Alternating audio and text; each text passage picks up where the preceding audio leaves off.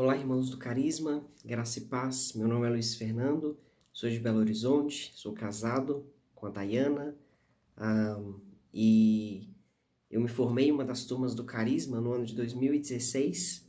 Entrei no Carisma ainda bem novo, tinha apenas 16 anos na época, e foi um tempo muito especial na minha vida, de muito crescimento, e eu tenho certeza que está sendo na vida de vocês também. Um tempo de preparo, um tempo de crescer no Senhor, de conhecer mais o Senhor.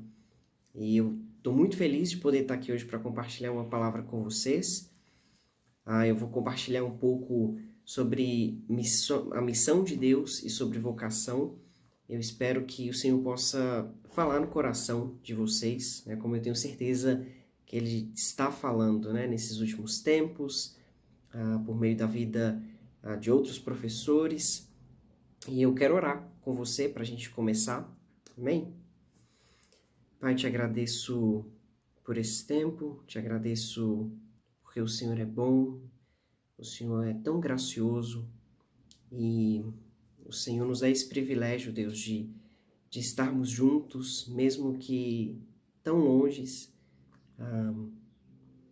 Mas o Senhor permite, Deus, que a gente possa glorificar o Seu nome, conhecer o Senhor, aprender mais sobre o Senhor, sobre a Sua palavra. Eu te louvo por isso, Deus. Eu oro para que o Senhor abençoe a vida dos meus irmãos que estão me ouvindo, que o Senhor me dê graça para que eu fale aquilo que está no seu coração e que nós possamos ser edificados e transformados à imagem de Jesus. Amém. Em 2016, logo após eu me formar no seminário, estava com 18 anos, mais ou menos 3 meses depois, eu me mudei para o norte da Índia. Durante o seminário foi esse primeiro contato que eu tive com a missão de Deus, que eu pude entender com clareza, começar a ter esse entendimento do que é a missão de Deus, o que de fato é ser um missionário. E foi um tempo onde Deus me direcionou, então, para o norte da Índia. E logo após terminar o seminário, eu me mudei para lá. Eu morei lá mais ou menos 2 anos, não vejo a hora de voltar. E o norte da Índia, ele está localizado dentro de uma faixa territorial conhecida como janela 10x40.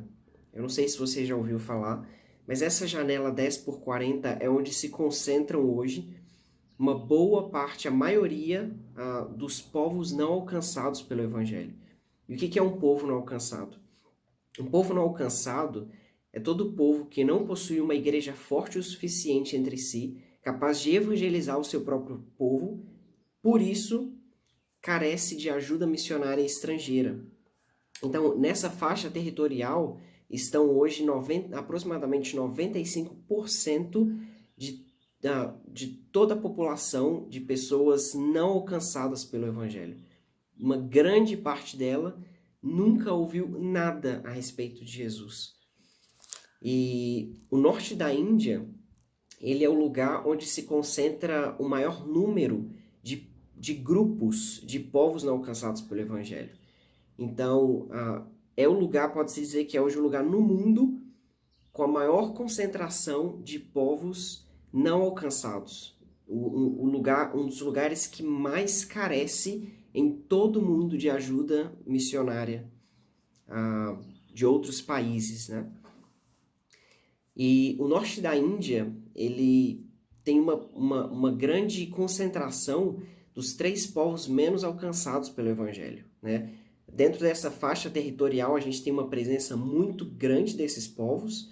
Essa faixa, a janela 10x40, ela vai ali do oeste da África, abrange todo o norte da África, Oriente Médio e praticamente toda a Ásia. E a gente vê a presença de 3 povos que são os mais fortes, né, dentro desse grupo, desses grupos, que são os muçulmanos, os hindus e os budistas. E o norte da Índia tem uma concentração muito grande desses 3 povos, que são considerados os menos alcançados pelo Evangelho. Os muçulmanos, que hoje tem no mundo, né, uma população de 1,8 bilhão de adeptos ao islamismo. E a Índia se destaca por ser o segundo país com a maior população de muçulmanos em todo o mundo, ficando atrás apenas da Indonésia, né? Quando a gente pensa nos muçulmanos, a gente associa muito ao Oriente Médio, a gente pensa que ali estão os países com as maiores populações, né, de adeptos ao islamismo, mas isso não é verdade, né? Os países com as maiores, com mais adeptos ao islamismo, na verdade, estão na Ásia. E a Índia é o segundo país com a maior população de adeptos ao islamismo. Se você tem interesse, né, em conhecer mais, eu recomendo muito você pesquisar sobre a M3, Missão Mundo Muçulmano.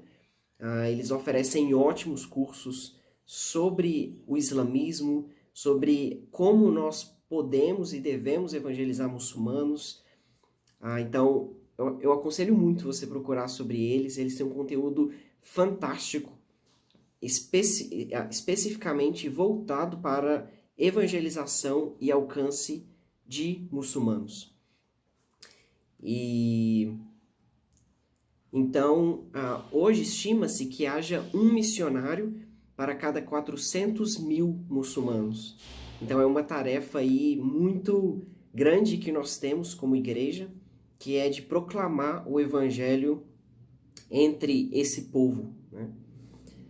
O norte da Índia também possui uma concentração muito grande de hindus, né? Isso é um fato, uma vez que o hinduísmo ele está presente em toda a Índia, é a religião predominante. No hinduísmo se adoram milhares e milhares de deuses.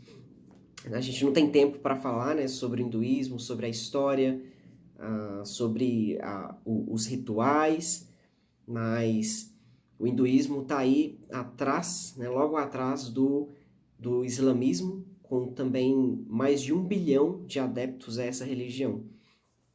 E também no norte da Índia está presente o budismo, mas é uma linha diferente do budismo, que é o budismo tibetano. É uma linha muito mais obscura do budismo, né? Uma vez que após a China tomar o Tibete, então muitos refugiados do Tibete desceram para o norte da Índia e trouxeram com eles, né, essa linha do budismo tibetano. Então é um povo muito diversificado, além das outras religiões que têm uma certa influência, né, mas não tem tantos adeptos como o jainismo, o sikhismo, entre outras religiões. Então a Índia é um país muito diversificado, um país que eu amo muito e que eu conto cada segundo para poder voltar para lá. Quando eu me mudei para a Índia, em 2016, a minha primeira experiência, né, com essa cultura, assim que eu cheguei lá, eu me encantei, né, com tudo, com as pessoas, com as cores e essa diversidade e essa experiência de estar vivendo entre esses povos que são considerados menos alcançados pelo Evangelho, de poder ouvir essas pessoas, ouvir a forma que elas pensam, conhecer mais sobre elas e saber, né, qual realmente é a necessidade. E uma vez que você está inserido na cultura, você consegue ter essa percepção maior, né, de como se aproximar dessas pessoas, como conhecer melhor a cultura delas, a forma que elas pensam, que elas agem. Então foi uma experiência muito rica, né, para mim. E durante esse tempo, bem no início, eu amava tudo, amava estar naquele lugar. Eu não tive nenhum problema com choque cultural. Eu amei estar ali desde o meu primeiro dia até o último dia, quando eu tive que voltar para o Brasil. Voltei em prantos, não queria voltar. Mas à medida que o tempo foi passando, eu comecei a ter alguns questionamentos, né, com Deus, assim, muito que foram fundamentais para mim, eu diria. Porque eu amava tudo, amava estar ali, mas de repente a pergunta que surgiu no meu coração era: Deus, por que que o Senhor realmente me trouxe para cá? O que o Senhor deseja que eu faça nesse lugar? Porque de repente eu me vi em um lugar onde eu não conhecia a cultura daquelas pessoas, eu não conhecia o idioma, eu não conhecia absolutamente nada. E eu não sabia o que eu poderia fazer estando ali. Então eu comecei a questionar a Deus o que eu estava fazendo ali. E esse questionamento começou a aumentar a partir do momento em que eu comecei a ter algumas experiências, né, de estar, por exemplo, em vilarejos, onde no meu coração e no meu pensamento eu ficava o tempo todo refletindo e pensando, talvez entre essas tantas pessoas, entre milhares de pessoas, eu sou o único cristão pisando aqui nesse momento.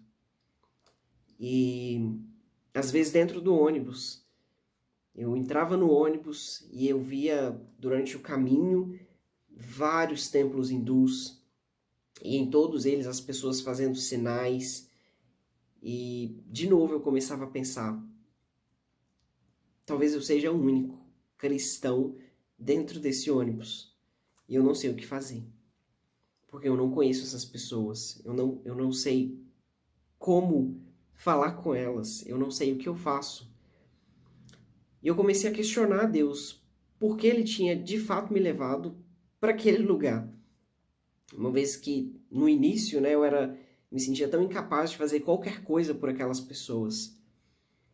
E isso era uma coisa que doía muito.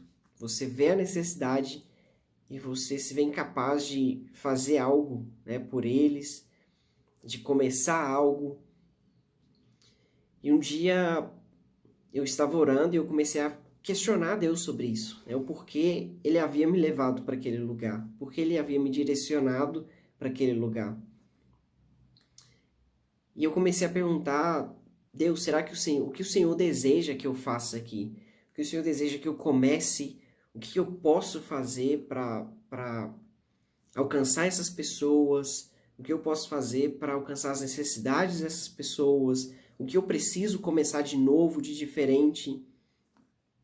Então o Senhor me falou assim, eu não te chamei aqui para fazer nada. Eu não te chamei aqui para começar nada diferente. Eu não te chamei aqui para fazer nada novo. Eu te chamei aqui para você ver o que eu estou fazendo. E aquilo mudou completamente o meu coração, minha maneira de pensar e a minha vida. Perceber o que Deus está fazendo. Olhar para Ele, admirar Ele fazendo. E aí a gente percebe que a missão, ela não é nossa. A missão, ela não depende de nós. Mas a missão está completamente relacionada a quem Deus é e ao que Ele está fazendo. E nós temos apenas esse privilégio de participarmos daquilo que Deus está fazendo.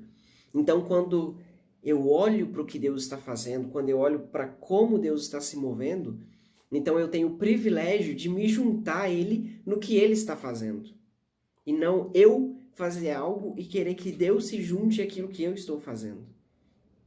Porque a missão, ela não começa com a gente. A missão, ela não começa com a igreja. A missão, ela começa com o próprio Deus. Porque Deus está se movendo em toda a história. Deus está se movendo e Ele está dando privilégio para pessoas comuns como nós participarmos daquilo que Ele está fazendo. E o primeiro lugar que nós vemos Deus se movendo é no Jardim do Éden. Deus, ele cria o homem perfeito. Deus, ele cria o homem com um propósito de se revelar ao homem, de ter uma família de muitos filhos semelhantes a Jesus, com o propósito de se relacionar conosco, de se revelar e de oferecer a sua glória a nós. Mas o homem, ele sai desse propósito, ele cai desse propósito eterno.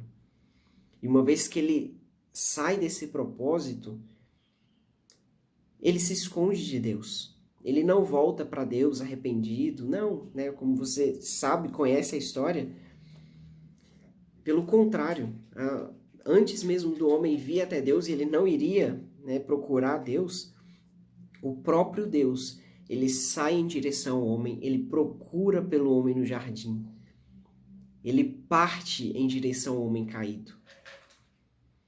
E isso é incrível. Essa história é a história mais impressionante de toda a humanidade. Essa é a história mais linda que o mundo já conheceu. A história do próprio Deus partindo em direção ao homem. Um Deus cheio de amor, um Deus cheio de graça, partindo em direção ao homem caído. Mesmo que esse homem mereça uma punição eterna, mesmo que esse homem mereça um castigo de Deus, mesmo que esse homem mereça a ira de Deus, uma vez que ele feriu a santidade de Deus por causa do pecado. Ainda assim, Deus ama esse homem e ele deseja que ele volte para esse propósito eterno, para esse propósito de ser uma família com Deus, esse propósito de ser um filho semelhante a Jesus. E Deus, então, ele parte em direção ao homem no Éden. E aí, o que nós vemos ao longo da Bíblia é essa história onde Deus está se movendo em direção ao homem caído, onde Deus está partindo em direção ao homem para que o homem volte para esse propósito. E ao longo dessa história, a gente vai ver exatamente isso, né? Deus se movendo e dando privilégio para que homens comuns façam parte da sua missão. E eu acho incrível que Deus ele chama pessoas menos qualificadas, né? Para fazer parte da sua missão, para se mover com ele. Pessoas que a gente olha e fala, não, essa aí não tem jeito, essa aí não tem como fazer algo. Mas Deus, ele não se importa com nada. Deus, ele se importa com o coração dessas pessoas. Ele se importa com o nosso coração e a nossa disposição em servir com ele, em caminhar com ele em missão. E nós vemos Deus, logo em Gênesis 12, por exemplo, chamando um homem já em idade muito avançada, com uma esposa estéril, e Deus chama esse homem e diz que dele ele vai fazer uma grande nação, e por meio da descendência desse homem, todas as famílias da terra vão ser abençoadas. Deus está prometendo para Abraão, um homem em idade avançada, com uma esposa estéril, que da descendência dele, alguém virá, e por meio desse alguém, por meio de Jesus, todas as famílias da terra vão ser abençoadas. Mas Abraão está em idade avançada, e a esposa dele está estéril. Como que Deus chama pessoas assim? Ele chama porque ele é Deus. E ele tem vontades, ele gosta de fazer coisas que não cabem na nossa mente, coisas que não cabem no nosso pensamento, que não cabem na forma que a gente vê as coisas, porque Deus é assim, né? E aí a gente vê Deus, então, por meio de Abraão, levantando um povo, o povo de Israel, o povo pelo qual viria o Salvador.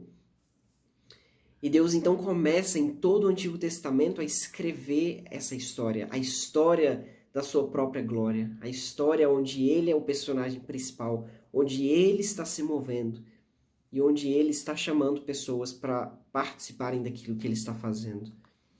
E a gente vê Deus de novo chamando pessoas inesperadas. E a gente vê Deus chamando, por exemplo, um pré-adolescente, Samuel, para ser a voz profética entre esse povo. Deus chama um adolescente para se colocar entre ele e entre o povo, para ouvir a voz dele, para falar o que está no coração dele para o povo. Um menino de aproximadamente 12 anos. Deus escolhe esse menino para ser a voz profética do povo de Israel. A gente vê Deus chamando também Esté, e essa é uma das histórias que eu mais amo, né? Porque quando Esté ela se torna rainha, ela tinha aproximadamente 15, 16 anos. E Deus escolhe uma adolescente e confia a essa adolescente o destino do povo pelo qual viria o Messias. Porque esse povo, ele ia morrer. Perdão, quase derrubei um copo de água aqui. Esse povo, ele ia morrer. E Deus confia nas mãos dessa menina o destino desse povo. E eu acho incrível que, em um primeiro momento, Esté, ela não entendia que Deus estava se movendo. Ela não entendeu que Deus estava chamando ela para fazer parte do mover dele, da missão dele. E ela tá lá, vivendo a vida dela como rainha, até que chega um momento em que ela precisa entender aquilo que Deus está fazendo. E o primo dela, né, que era muito atento ao que Deus estava fazendo, então compartilha com ela tudo o que está acontecendo e fala: será que não é por causa disso que você não está onde está? E aí naquele momento Esté, ela entende que Deus colocou ela ali por um propósito muito maior, que ele estava se movendo e ele desejava que ela fizesse parte de um propósito maior. Isso é incrível, porque quando Estela entende isso, quando ela entende que Deus está chamando ela para fazer parte de um propósito maior, lá no capítulo 4 do livro de Esté, tem um versículo que ela diz assim para o seu primo, né, Mardoqueu: vai e ore, reúna o povo, orem e jejuem, eu vou fazer o mesmo. Então eu vou me apresentar ao rei. E se eu morrer, eu morri. Se eu morrer, eu morri. Porque agora não importa mais. Agora eu entendi o propósito de Deus. Agora eu entendi que Deus está se movendo e que Ele deseja que eu faça parte disso. E se eu tiver que morrer para que Deus cumpra a sua missão, para que o propósito dele seja feito, eu vou morrer. Eu entendi o meu propósito. E agora eu estou disposta a entregar minha própria vida pela causa dele. E é o que acontece. Esté, por aquilo que ela faz, Deus traz grande livramento sobre o povo. E a história continua, né? E ao longo dessa história com o povo de Israel, Deus, em outro momento, ele também chama de novo outros adolescentes, né? Sadraque, Mesaque, Abednego, Daniel, jovens que tinham entre 14 a 16 anos. E Deus chama esses meninos para fazerem parte da sua missão. E Deus dá a eles conhecimento para aprender sobre culturas, línguas. Deus dá a Daniel a habilidade, né, de interpretar sonhos e visões. Deus enche esses meninos de conhecimento para que o nome dele fosse glorificado entre aquele povo. E a gente vê esses meninos entre 14 a 16 anos tomando decisões do tipo: nós não vamos nos contaminar com as coisas desse mundo, porque nós estamos nos movendo com Deus. Eles tinham certeza disso, eles tinham certeza do que Deus estava fazendo. Até quando Sadraque, Mesaque e Abednego são lançados na fornalha, você vê eles dizendo: olha, Deus pode nos livrar. Mas se ele não nos livrar, tranquilo, não tem problema. Porque a gente sabe que ele está se movendo e a gente está se movendo com ele. Então, se a gente morrer, é porque ele quer que a gente morra. Mas se a gente não morrer, é porque ele não quer. Então, tranquilo, a gente tem convicção do que Deus está fazendo. E Daniel se torna, né, conselheiro de reinos. Mas Deus chama esses homens quando eles eram ainda meninos, entre 14 a 16 anos. E a história de Deus, ela continua, né, se passando ao longo da história. No Antigo Testamento, entre o povo de Israel, onde Deus está se movendo por meio desse povo. E o objetivo desse povo, né, o propósito principal dessa nação era fazer Deus ser conhecido entre as outras nações da terra. E por isso esse povo deveria ser um povo santo, um povo separado, um povo que se parecesse com Deus, um povo que pudesse revelar a Deus para os outros povos, porque o propósito de Deus sempre foi ser glorificado entre as nações, sempre foi ser conhecido entre as nações. E o povo de Israel foi chamado como um povo, né? Deus ele chamou pessoas, mas ele também chamou todo o povo para participar da missão dele e fazer ele conhecido entre as nações. E até que chega na plenitude dos tempos, né? Quando por meio desse povo, Deus ele envia o seu próprio Filho, Jesus, ao mundo. E Jesus vem ao mundo na plenitude dos tempos. E o que ele faz? Ele se move em missão. Ele se move em direção à cruz. Ele se move para pagar o preço dos nossos pecados, para receber sobre si a ira de Deus e para poder nos dar vida. E à medida que Jesus se move em direção à cruz, ele, de novo, dá o privilégio para pessoas comuns se juntarem a ele e caminharem com ele em missão.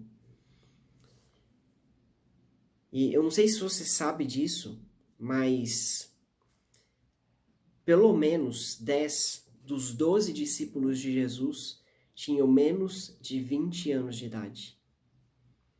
Deus ele chama meninos, adolescentes, para caminharem com ele. E talvez hoje, né, os adolescentes são os mais desprezados, né, que todo mundo torce para eles crescerem logo, para ver no que vai dar, mas Deus ele não olha dessa forma.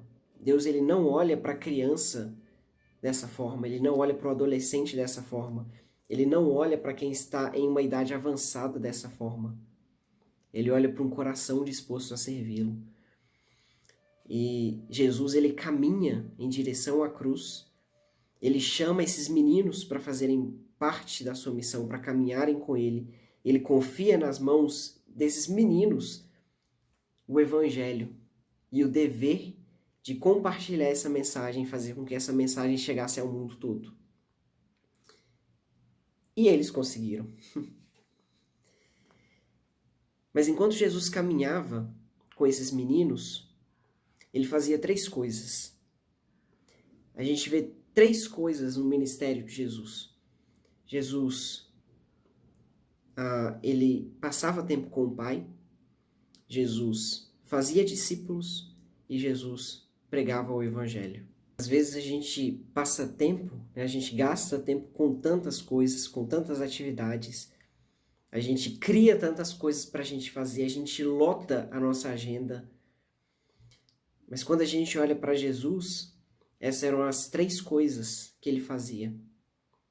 E são as mais importantes. Isso, se nós somos discípulos de Jesus, se nós seguimos os seus passos, então essas são as coisas que nós devemos fazer com ele.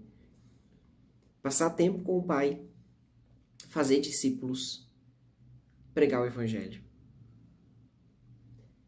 Esses eram os 3 pontos do ministério de Jesus. E foi o que ele deixou para os seus discípulos. E foi o que eles reproduziram, foi o que eles fizeram.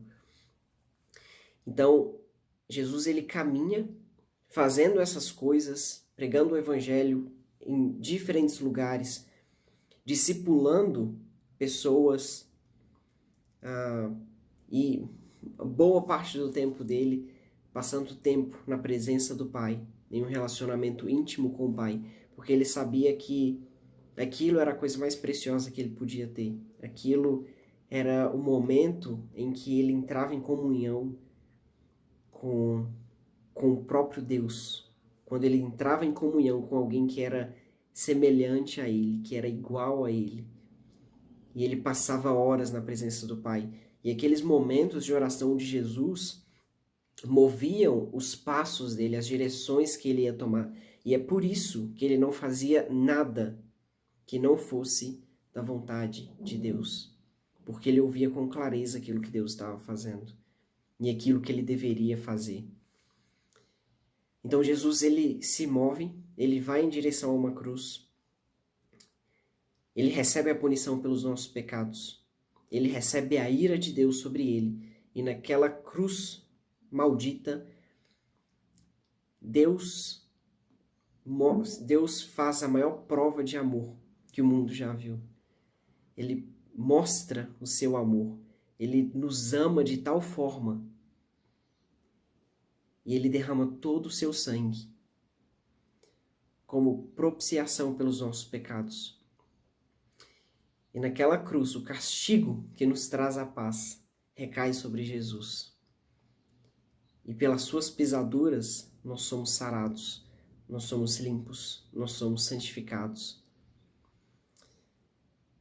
E Jesus, ele morre, ele vai para um túmulo, mas no terceiro dia ele ressuscita.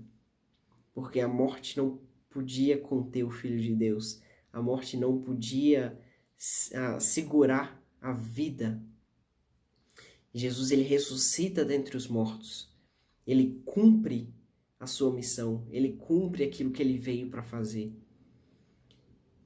E ele morre, né? E ressuscita para que nós pudéssemos viver com ele, para que nós pudéssemos morrer a morte dele, para que nós pudéssemos morrer com ele, sermos sepultados com ele, mas ressuscitarmos com ele em uma nova vida, com um novo coração. E após sua ressurreição, Jesus, ele chama os seus discípulos, ele se revela a eles novamente, ele permite que eles toquem nas suas feridas. Jesus, ele então promete a eles o Espírito Santo. Jesus, ele dá uma ordem para os seus discípulos, ele junta aqueles meninos e eles falam, olha, eu quero que vocês esperem em Jerusalém, até que do alto vocês sejam revestidos pelo Espírito Santo, e então vocês serão minhas testemunhas, tanto em Jerusalém, como em toda a Judéia e Samaria, e até os confins da terra. E é isso que eles fazem. Eles esperam em Jerusalém, após Jesus subir aos céus, e eles esperam ali em oração, até que no dia de Pentecostes o Espírito Santo vem sobre eles, e eles são cheios do Espírito Santo e começam a anunciar as grandezas de Deus em diferentes línguas, e povos de várias nações que estavam presentes, eles começam a ouvir as grandezas de Deus na sua própria língua. E ali em Atos, no primeiro ato do Espírito Santo, nações estão ouvindo sobre as grandezas de Deus. O primeiro ato do Espírito Santo é um ato missionário. E a primeira coisa que ele faz é dar o privilégio para pessoas fazerem parte da sua missão. É usar pessoas para fazer com que as nações escutem sobre as grandezas de Deus. E naquele dia surge, então, a igreja, a noiva de Cristo. E a igreja percebe que ela surge quando Deus está se movendo em missão. Logo, a igreja ela surge como uma ferramenta da missão de Deus. Ela surge para fazer com que Cristo seja anunciado entre as nações da terra. Logo, a igreja ela não tem uma missão. A igreja, ela faz parte da missão. A missão é quem tem uma igreja. E a igreja tem esse dever na missão de Deus, de fazer Cristo conhecido entre as nações da terra. E é muito importante a gente entender isso, irmãos, porque uma vez que a igreja ela surge como instrumento da missão, e a missão, né, é que tem a igreja, e não a igreja que tem uma missão, a igreja ela só tem um propósito. A igreja ela surgiu com um propósito. E uma vez que a gente não entende o propósito de Deus, falando como igreja e como indivíduo, uma vez que nós não entendemos o propósito de Deus e o que Deus está fazendo e como Ele deseja que nós façamos parte desse mover dele, o nosso coração irá então criar outros propósitos para a gente viver. A igreja, se ela não entende o propósito de Deus, o propósito pelo qual ela existe, ela irá criar outros propósitos para ela viver. E aí ela vai pensar que a missão é só mais um desses propósitos, é só talvez mais um departamento. E aí nós vamos criar várias outras coisas para a gente fazer, sendo que a igreja só tem um propósito. Ela só nasceu com um propósito: fazer Cristo conhecido entre as nações da terra. Pregar o evangelho, fazer discípulos, anunciar as grandezas de Deus. Esse é o propósito da igreja. É para isso que nós somos chamados. Nós precisamos entender isso, como indivíduo e como igreja. Se nós não entendemos o propósito, o nosso coração irá criar outros propósitos para a gente viver. E no livro de Atos, o livro de Atos a gente pode dividir ele em 6 fases. A primeira é quando nós vemos ali o Espírito Santo descendo sobre os discípulos, e nós vemos a inauguração da igreja, da noiva de Cristo, e nós vemos o evangelho crescendo pela cidade de Jerusalém como o primeiro movimento. A igreja começa a crescer em Jerusalém, existe o partir do pão de casa em casa, a comunhão entre os irmãos, e milhares de pessoas começam a ser acrescentadas à fé, milhares de pessoas começam a ouvir sobre Jesus nesse primeiro momento, né, ali após a descida do Espírito Santo. Mas em Atos 8:1, nós vemos quando vem a perseguição, né, sobre a igreja. E repare que quando Jesus ele fala para os seus discípulos: e serão minhas testemunhas tanto em Jerusalém, como em Judeia e Samaria e até os confins da terra, Jesus ele não está falando: sejam minhas testemunhas primeiro em Jerusalém, depois em Samaria, depois na Judeia. Depois que alcançar a Judeia, aí vocês vão para Samaria, e depois que alcançar a Samaria, vocês vão para os confins da terra. Não é isso que Jesus está dizendo. Jesus está dizendo que eles vão ser testemunhas em todos esses lugares.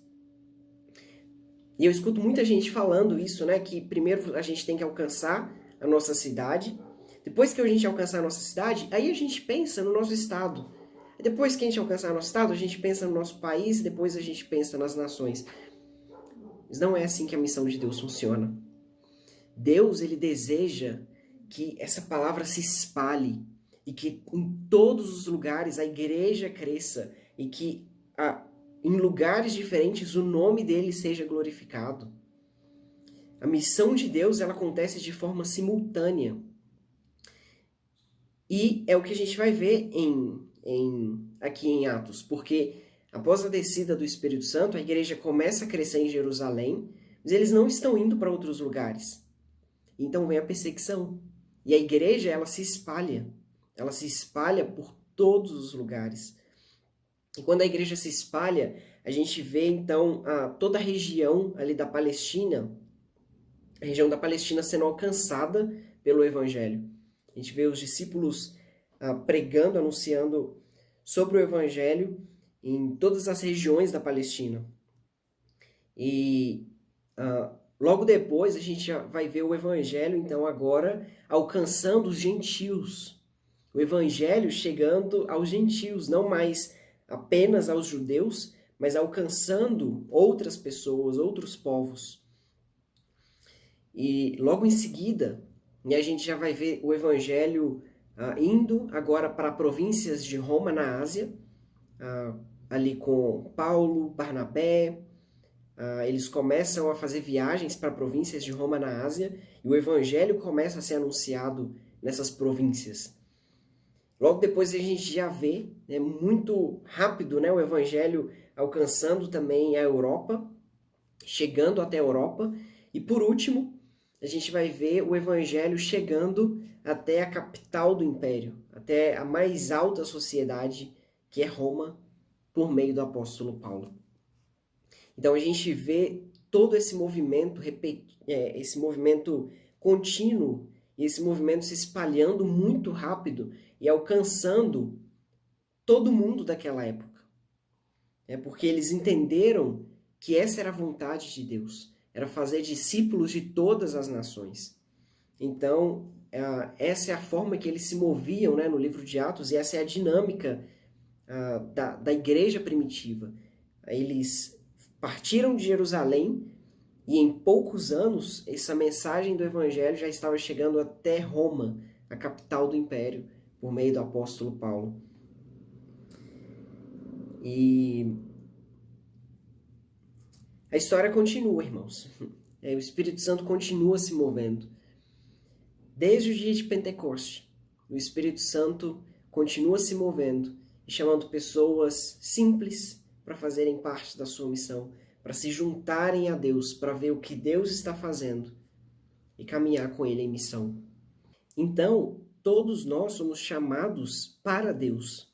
Nós somos chamados para o sacerdócio, nós somos chamados para a intercessão, nós somos chamados para a comunhão, nós somos chamados para a santificação, nós somos chamados para sermos sal e luz desse mundo.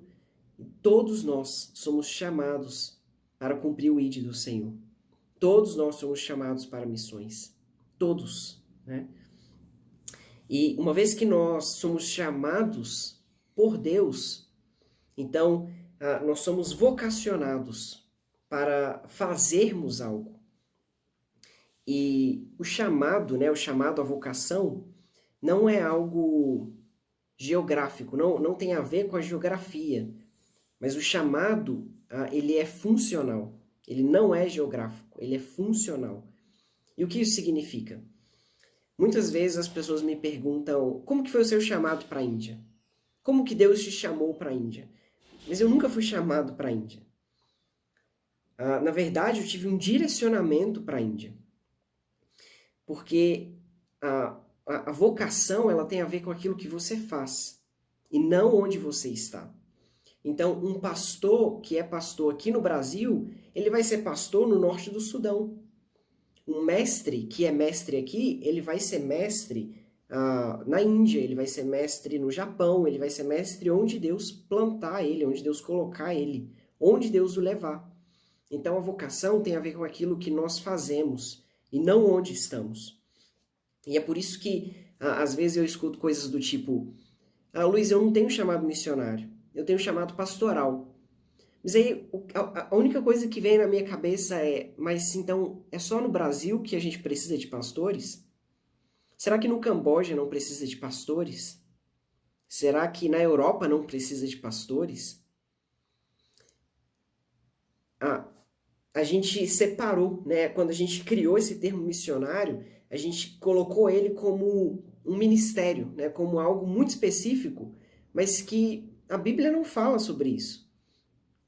Todos nós somos missionários e todos nós somos vocacionados, temos uma vocação que tem a ver com aquilo que nós fazemos e nós vamos fazer onde quer que a gente esteja, porque não é relacionado à geografia. É claro que, dependendo do lugar onde você estiver, Deus vai te dar algumas coisas específicas, Ele pode te dar habilidades específicas ou dons específicos que você vai usar naquele local. Mas isso, né, isso que Deus te dá para você usar, para você fazer, é a vocação. E não e o chamado tem a ver com isso, e não a ver com o local, né, que você está. Então, o que você precisa entender é que você tem dons muito especiais. Você tem habilidades muito especiais. E o que você precisa fazer é colocar isso diante de Deus e dizer, Senhor, onde e como o Senhor deseja que eu use essas ferramentas? Como o Senhor está se movendo e como que eu posso me mover com o Senhor e usar aquilo que o Senhor me deu, né? É muito importante que a gente tenha esse entendimento. E um exemplo que a gente tem nas Escrituras é a vida de Paulo, né? O apóstolo Paulo.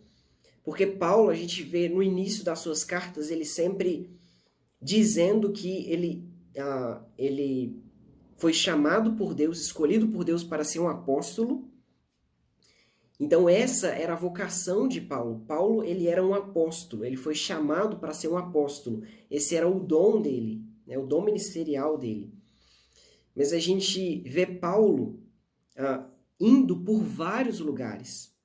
A gente vê Paulo se movendo em direção a lugares onde ainda Cristo não havia sido proclamado. Então, a gente vê ele se movendo, né? E em certos momentos o Espírito Santo parava Paulo e falava, não, você vai para outro lugar. Então Paulo ia para outro lugar, mas a gente vê Paulo sempre se movendo de forma intencional naquilo que é a vontade de Deus. Ele não ficava esperando um chamado sobrenatural, não. Ele se movia em missão. E esse é um chamado para todos nós, né? Todos nós temos que nos mover com Deus. Nós devemos nos mover para o outro lado da rua, para aqueles que não ouviram o Evangelho próximos de nós, para nossas escolas, para nossa universidade, onde quer que Deus nos coloque. Nós devemos anunciar o reino de Deus, nós devemos ser intencionais. Até que o Espírito Santo comece a nos direcionar, né? A gente pode ser intencional também em olhar para um lugar onde Cristo ainda não foi anunciado, um povo onde Cristo não foi anunciado, e nos movermos em direção a esse lugar. E se o Espírito Santo não deseja que você vá para lá, mas que você vá para outro lugar, ou que você permaneça aqui, ele vai te orientar. Mas nós devemos nos mover com ele. Nós devemos saber que o nosso chamado é anunciar as grandezas de Deus, seja perto ou longe. E quando nós começamos a nos mover com Deus, nós temos nós começamos a desenvolver essa percepção de que a missão tem tudo a ver com Ele, né? E é algo muito especial se mover com Deus, porque você percebe que a coisa mais importante é Ele. A coisa mais importante é perceber Ele, é ver o que Ele está fazendo, é olhar para Ele. E quando nós vemos isso, né, quando nós entendemos isso, nós percebemos esse privilégio que nós temos de caminhar com Deus e dar cada passo das nossas vidas com Ele em missão. E aí, não importa mais o lugar onde a gente esteja, não importa mais se você está no melhor lugar do mundo, se você está em um país de primeiro mundo ou se você está em um país de terceiro mundo. Não importa se você está em um vilarejo isolado nas montanhas ou se você está dentro de uma universidade na Europa, se você está em vilas em Marrocos, não importa. Não importa se o lugar é pobre ou rico, não importa se a comida de lá é boa ou não, não importa. O importante é que você está se movendo com Deus em missão. Porque a coisa mais importante na missão é o próprio Deus. Então Deus, ele nos chamou para Ele, para nos movermos com Ele em missão. E Ele nos vocacionou para fazermos algo. E quando eu falo sobre isso, eu não falo apenas dos dons ministeriais. Eu falo de um estudante que está indo para o Nepal e ele vai trabalhar entre estudantes no Nepal. Eu estou falando de um profissional seja, assim, qual área, um profissional de qualquer área que ele está sendo direcionado para o Camboja e ele vai usar a profissão para a glória de Deus no Camboja. E ele vai alcançar pessoas, ele vai chegar até pessoas por meio da profissão dele. Eu estou falando de um enfermeiro aqui no Brasil que ele, dentro do hospital, ele vai conseguir tocar o coração das pessoas. Ele vai dar muito mais do que apenas a profissão dele. Ele vai dar o que está no coração dele. Então, se mover com Deus em missão é perceber que o mais importante é Ele, que o mais precioso é Ele. E se eu posso te dar alguma coisa, né, para te ajudar nesses passos em missão com Deus, eu quero que você pense em uma espiral. Pega uma folha de papel e desenha uma espiral nesse caderno. E pensa que você está ali, né, bem no começo. Ou talvez você nem sabe onde você está, talvez você está um pouco mais no meio. Mas, às vezes, quando a gente olha, né, para o propósito de Deus nas nossas vidas, a gente quer ver tudo de uma forma muito clara. A gente quer ver lá na frente, a gente quer ver até o final da nossa vida tudo que Deus vai fazer, tudo que Deus quer que a gente faça, mas não é assim que funciona. Deus, ele pode te mostrar sim algo que está lá na frente, mas geralmente ele vai te mostrar o próximo passo. Então imagine uma espiral, né? Desenhe uma espiral aí em uma folha de papel e pense que numa espiral, para você ver com mais clareza as próximas curvas, você precisa dar um próximo passo. E é esse próximo passo que você precisa saber em Deus. E quando você der esse próximo passo, então você vai enxergar a outra curva. E quando você der esse outro passo, então você vai enxergar mais uma parte. E assim você vai vivendo os propósitos de Deus. Você vai caminhando naquilo que Deus deseja fazer na sua vida. Então entenda isso. O chamado de Deus, ele não é geográfico. Ele é funcional. Deus, ele te chama para ele. Né? Deus, ele te chama para várias coisas que nós falamos aqui. Né? Para salvação. Deus, ele te chama para caminhar em boas obras. E Deus, ele te vocaciona. É algo que você vai fazer. As suas habilidades, os seus dons, aquilo que Deus colocou nas suas mãos, aquilo que o Espírito Santo te deu. Isso você vai fazer onde quer que você esteja. E tudo que você precisa é de uma direção de Deus para onde você vai usar esses dons. Mas, de novo, não fique esperando uma revelação sobrenatural, algo sobrenatural aparecer. Não. Se mova com Deus em missão. Se mova onde você está.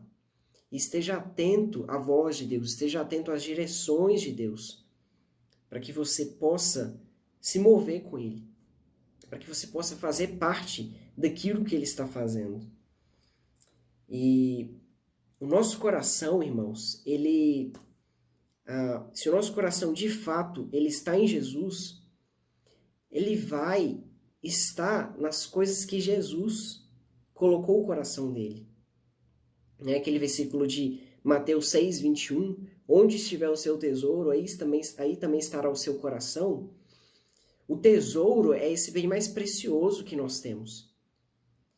E onde estiver o nosso tesouro, aí vai estar o nosso coração.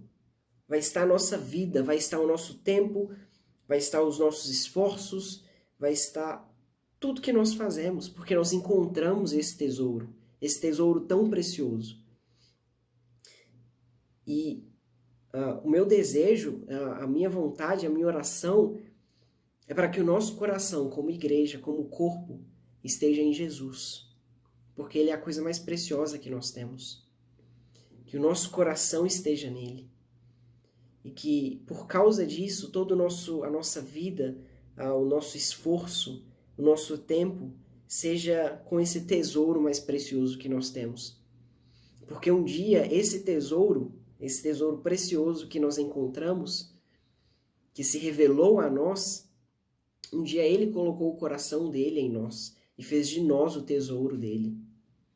E Ele continua colocando o coração dele em tantos lugares no mundo, fazendo de tantos povos o tesouro dele. E se é lá que o coração dele está, se é lá que ele deseja que eu esteja, se é lá que ele tem se revelado, então é lá que eu quero que o meu coração esteja, porque é lá que o coração dele está.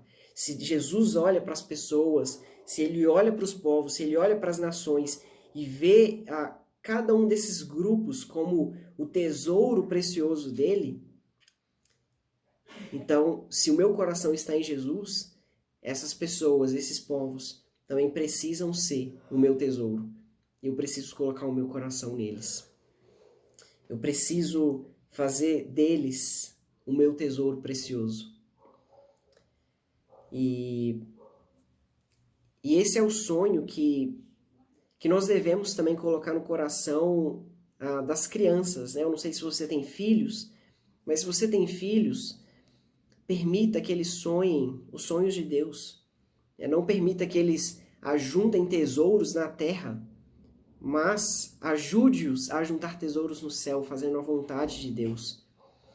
E que o coração deles esteja não nos tesouros do dinheiro, naquilo que Mamon pode oferecer, mas que o coração deles esteja em Jesus.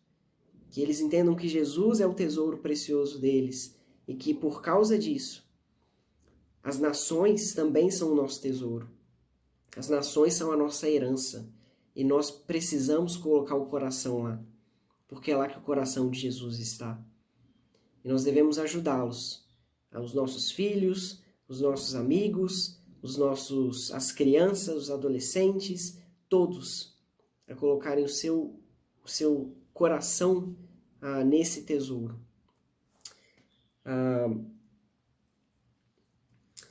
Mas por quê? Por que que a gente já falou tanto sobre esse trabalho transcultural, né? Esse amor de Deus pelas nações, esse desejo de Deus de ser glorificado entre as nações? E eu acho que isso já é o suficiente para a gente entender que nós devemos estar lá, né? Que nós devemos fazer Cristo conhecido entre esses povos. Mas muitas vezes eu escuto uma frase assim, mas por que ir para tão longe se tem tanta coisa para fazer aqui? Bom, a primeira coisa é aquilo que a gente já está falando, o desejo de Deus de ser conhecido em todas as nações. E a gente vê muito isso nos Salmos, né? A gente vê isso no Salmo 96:3, por exemplo, quando ele fala, anunciai entre as nações a minha grandeza, faz conhecido às nações as minhas maravilhas. E a gente vê essas expressões de Deus em todo o livro de Salmos, né? Esse desejo dele de ser adorado, de ser glorificado entre as nações. E isso é uma coisa que nós devemos fazer parte, né? Se essa é a vontade de Deus, então nós devemos nos mover com ele nisso.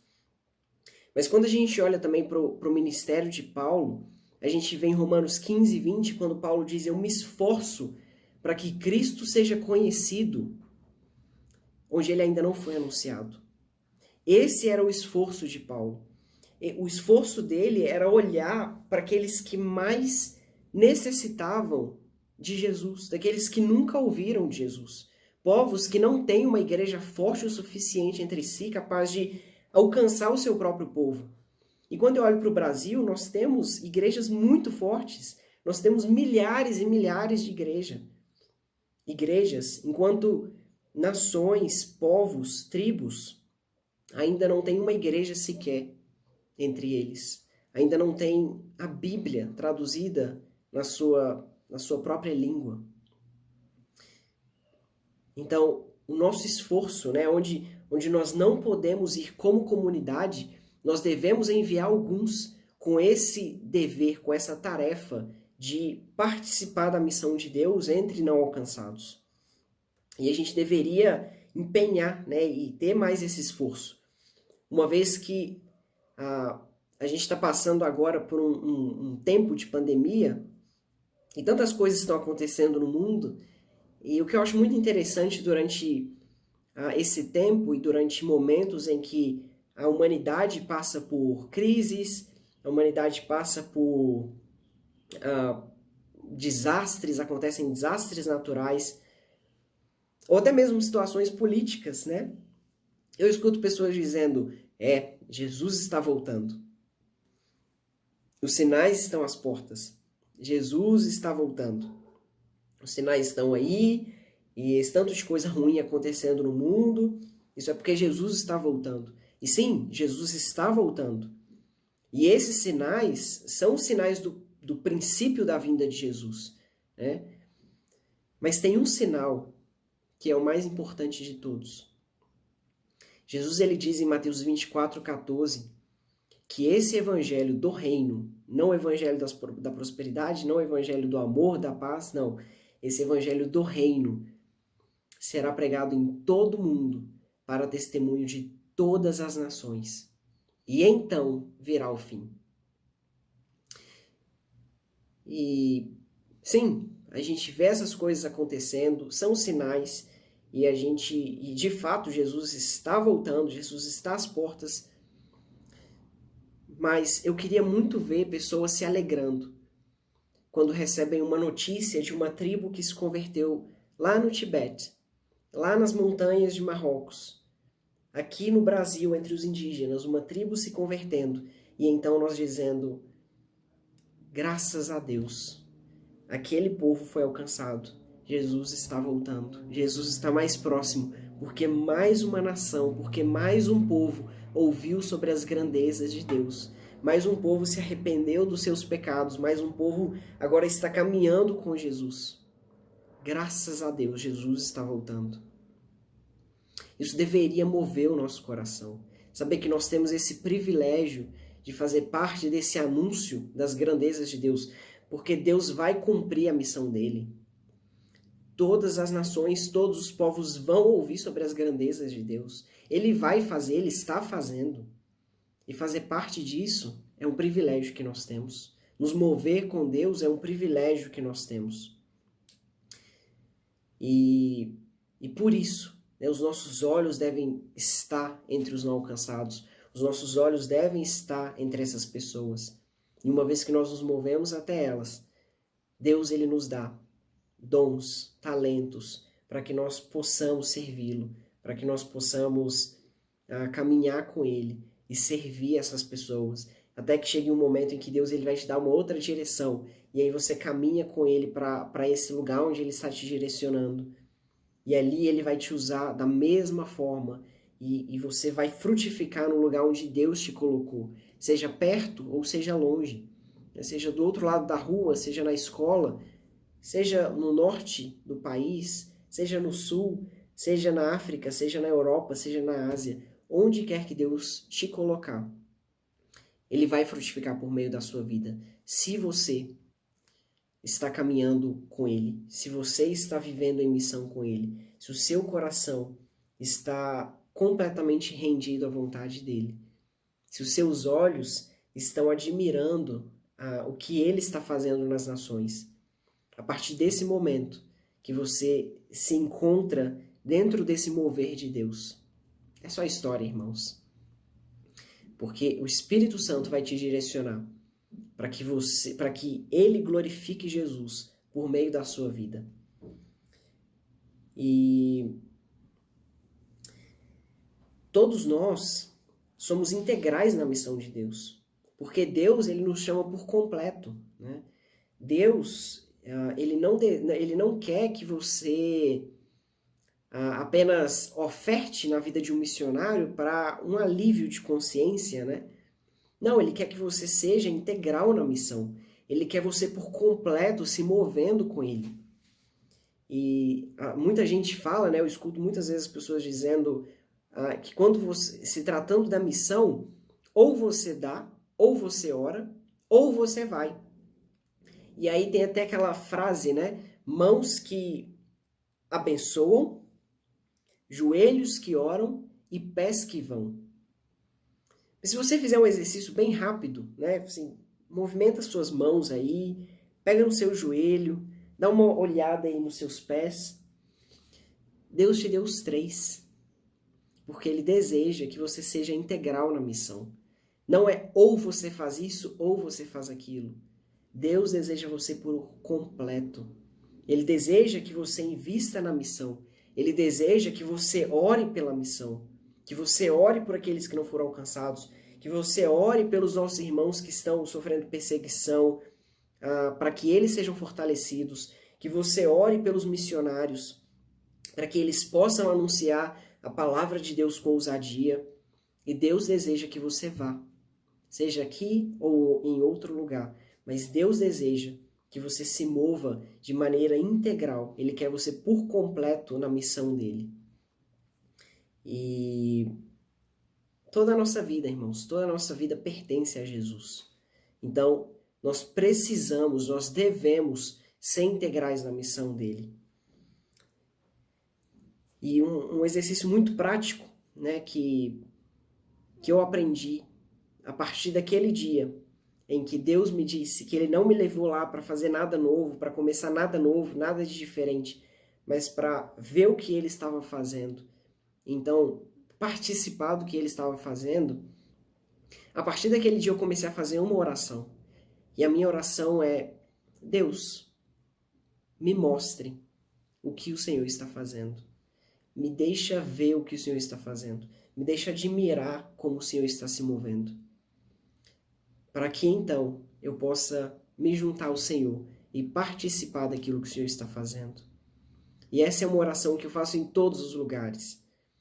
Quando você estiver no seu trabalho, pergunte: Deus, O que o Senhor está fazendo aqui no meu trabalho? Me deixa ver, Senhor. Me deixa ver o que o Senhor está fazendo aqui. Deus, abre os meus olhos para eu ver o que o Senhor está fazendo na minha escola, na minha universidade. Deus, abre os meus olhos para eu ver como o Senhor está se movendo na minha família. E como o Senhor deseja que eu toque a vida deles. Deus, me mostra o que o Senhor está fazendo nas nações. Deixa eu ver o que o Senhor está fazendo nas nações. Porque eu quero participar daquilo que o Senhor está fazendo. Eu quero fazer parte do mover do Senhor. Então abra os meus olhos, me deixa ver. Abra os meus ouvidos, me deixa ouvir aquilo que o Senhor está fazendo. E eu tenho certeza, irmãos, que Ele vai te mostrar. Ele vai te mostrar. Se o seu desejo é se mover com Deus em missão, é usar os dons e talentos que Ele te deu para glorificar o nome dEle, Ele vai falar com você. Ele vai te mostrar o que Ele está fazendo. Ele vai te dar a oportunidade de usar tudo que você tem. A sua profissão, a sua graduação, tudo. Ele vai te mostrar como você vai usar isso para a glória dEle. E quando eu fiz essa oração, né, depois que Deus me falou isso, né, o propósito que Ele havia me levado para a Índia, eu fiz essa oração, pedindo para que Ele me mostrasse o que Ele estava fazendo. E foi como se os meus olhos se abrissem. Foi como se acontecesse isso, não. Realmente aconteceu isso, os meus olhos se abriram. E eu comecei a ver coisas que antes eu não conseguia ver. Porque eu estava pensando que eu ia fazer alguma coisa, sendo que, na verdade, é Ele que está fazendo. E quando eu fiz essa oração e pedi para Ele me mostrar, eu comecei a encontrar com pessoas, ouvir histórias e ver coisas que me mostraram como Deus de fato está exibindo a sua glória entre os indianos, ali naquela região do norte, né, a menos alcançada na Índia, talvez a menos alcançada em todo o mundo. E eu me lembro de ouvir uma história de um grupo de missionários que alguns anos atrás chegaram em um vilarejo, em uma das montanhas ali no norte da Índia.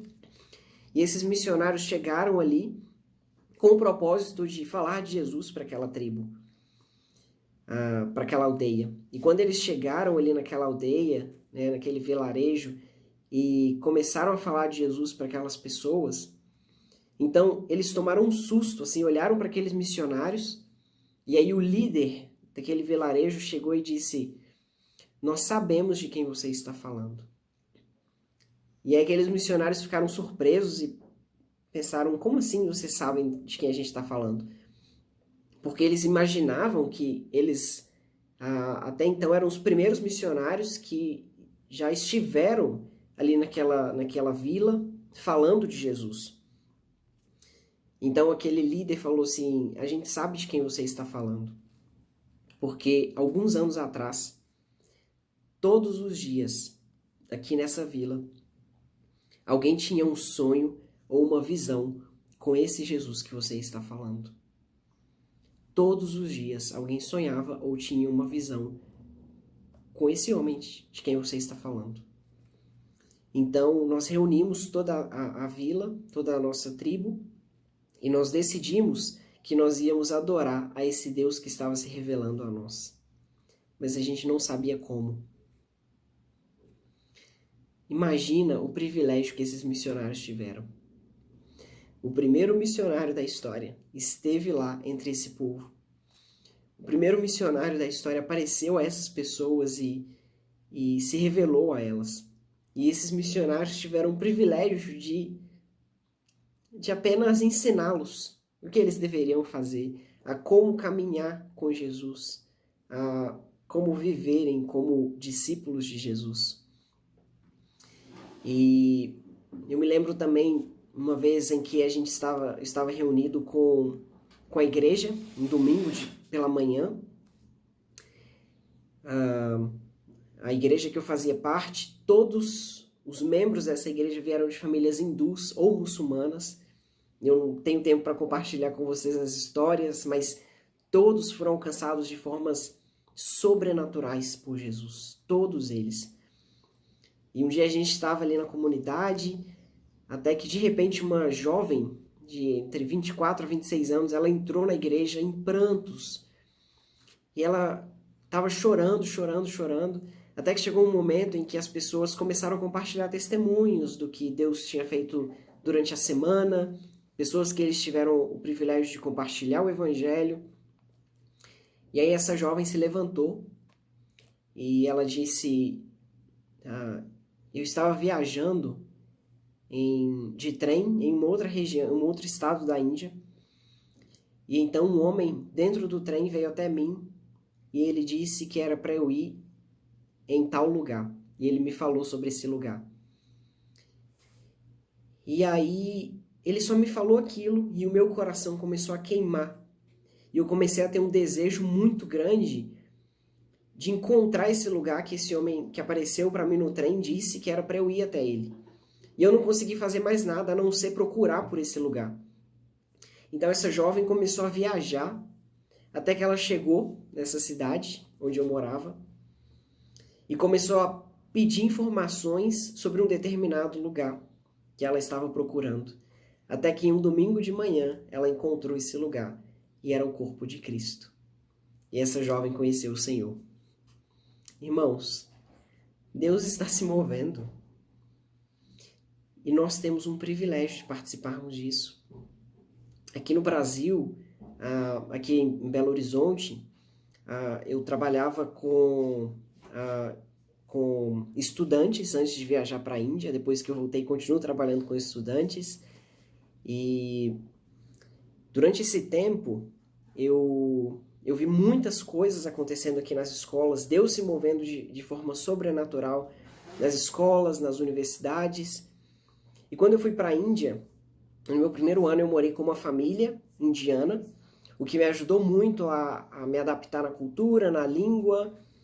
Foi mais doloroso, né, esse começo, principalmente com a comida, porque os temperos são muito fortes, tem muita pimenta, mas eu aprendi a comer muitos vegetais, legumes, eu não tinha outra opção. Então minha mãe, foi a parte que ela ficou feliz, né?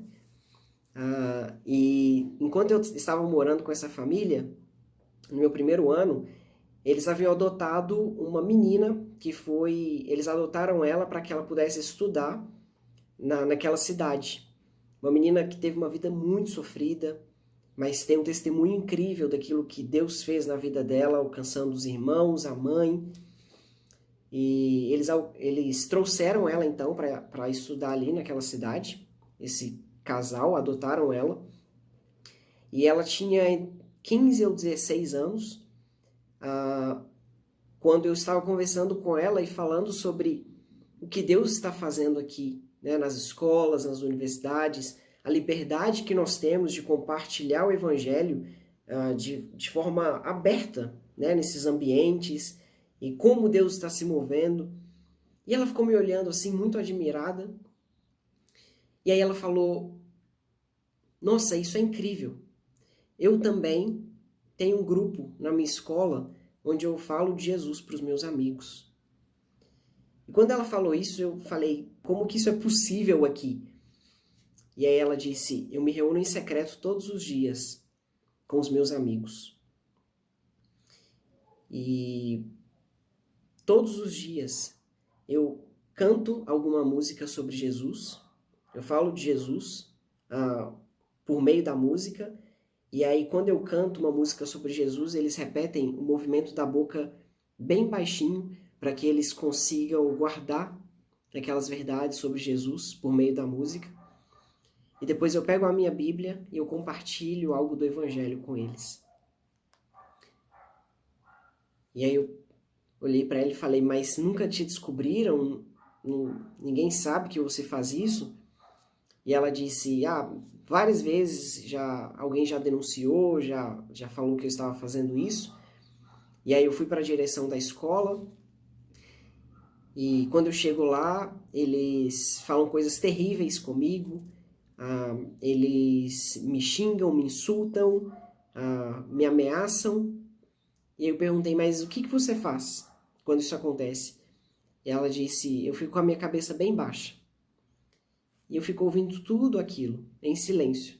Mas no meu coração eu fico muito feliz, porque eu me sinto mais parecida com um dos discípulos de Jesus.